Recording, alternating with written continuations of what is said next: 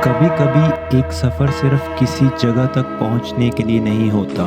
कुछ सफ़र हमें थकाते हैं पर वही हमें फिर से अपने करीब भी लाते हैं। यह हमारी 5 दिन की यूलाकांडा की जर्नी थी।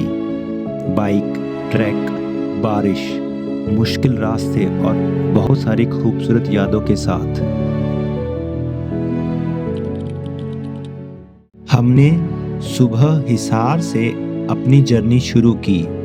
हमारा पहला डेस्टिनेशन था शिमला, जहां से हमें आगे के सफ़र के लिए बाइक लेनी थी। प्लेन से माउंटेन की तरफ जाते हुए धीरे धीरे हवा, रास्ते और पूरा मूड बदलने लगा। नाम भूल गई मैं, इसका दिमाग जम गया मेरा। नारकंडा में आए, हमने बाइक रोके, हमने कहा भाई चाय दे दो, पहले चाय दे दो, गाड़ी नहीं चल रही हमारी, बाइक नहीं चल रही हमसे। नारकंडा से निकलते ही अंधेरा होने लगा और हमने एक होमस्टे में रात बिताई। दूसरे दिन की शुरुआत पहाड़ों के पीछे से निकलते हुए सूरज के साथ हुई। सुबह की सड़कें शांत थी, हालांकि पहाड़ों में ट्रैफिक कभी कभी गाड़ियों का नहीं, पेड़ बकरियों का होता है। एक छोटे से डिटूर में नदी पे बना ये छोटा सा ब्रिज आया। यह बड़ी गाड़ियों के लिए नहीं था, लेकिन हमारी बाइक के लिए बिल्कुल सही था। नीचे बहती नदी, सामने पतला सा ब्रिज। कुछ जगहों पर सड़कें सीधी बड़ी चट्टानों के नीचे से निकलती थी।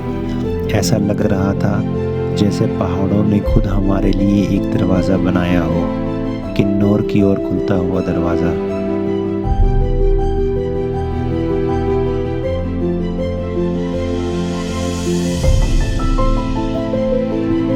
असली परीक्षा यूलाखास गांव पहुंचने के बाद शुरू होने वाली थी।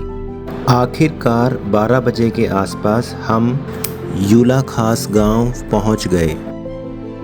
यहाँ सत्कार होमस्टे के पास अपनी बाइक खड़ी करके हमने अपनी ट्रैकिंग जर्नी शुरू की। गांव के अंदर से गुजरते हुए थोड़ी दूर जाके ट्रेल काफ़ी खुला और शांत था। शिल्पा अपनी स्टडी पेस में काफ़ी आगे निकल चुकी थी और मैं पीछे से पूरे रास्ते को रिकॉर्ड कर रहा था। रास्ते में मिलने वाले नेचुरल वाटर सोर्सेज हमारे लिए छोटे छोटे रिफ्रेशमेंट का काम कर रहे थे। जब भी पानी के बीच से रास्ता निकलता था तो मुझे बहुत ही खूबसूरत लगता था। वैसे ही धीरे धीरे आगे बढ़ते हुए शिल्पा को एक खूबसूरत झरना दिखा। इतना ज़्यादा खूबसूरत था कि बताया नहीं जा सकता।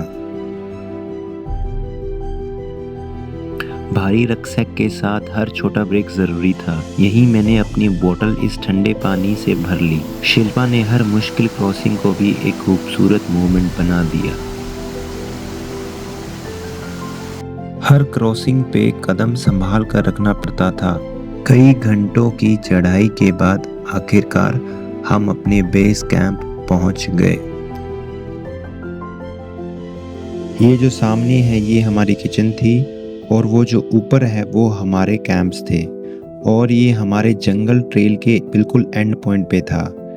रात को इतनी ठंड हो गई थी कि खाना खाने के बाद सभी बोन फायर के आसपास इकट्ठा हो गए।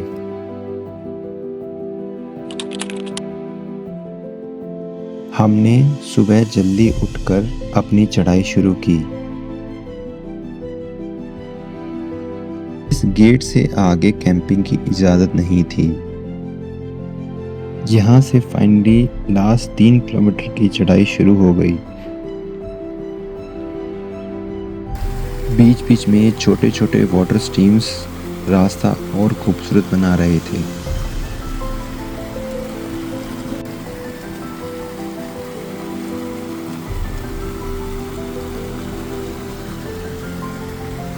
कई सारे छोटे मोटे वाटर ब्रेक्स के बाद फाइनली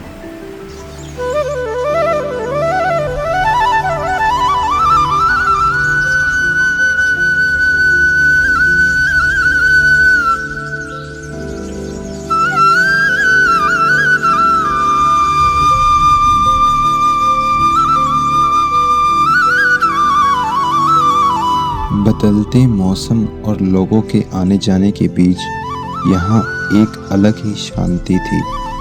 कभी बादलों ने पहाड़ों को छुपा लिया तो कभी हवा ने फिर से उन्हें मिलवा दिया। बादलों और पहाड़ों के इस खेल को देखने में एक अलग ही शांति थी। दो छोटी सी धाराओं के बीच मैं बस यूं ही लेट गया। सामने पहाड़ थे, पास बहते पानी की आवाज़ थी। शायद पूरे सफ़र में मैं सबसे ज़्यादा खुश इसी समय था, बिना कहीं पहुँचे, बस वहीं ठहर कर। कृष्ण की भूमि हो और गाय ना हो, ऐसा कैसे हो सकता था। फूलों के बीच शिल्पा हर ओर देख रही थी, मानो इस खूबसूरती को अपने भीतर समेट लेना चाहती हो।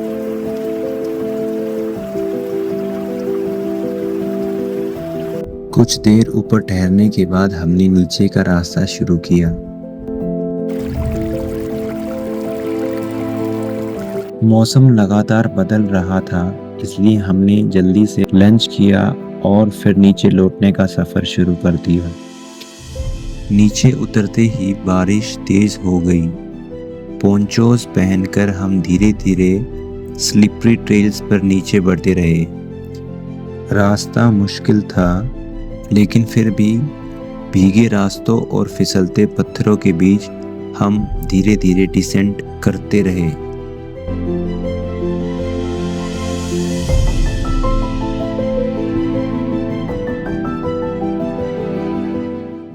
भीगे रास्तों और थके हारे पैरों के साथ हम यूला खास गांव पहुंचे। वहां से हमने बाइक ली और 15 किलोमीटर नीचे टपरी गांव में हमने स्टे लिया।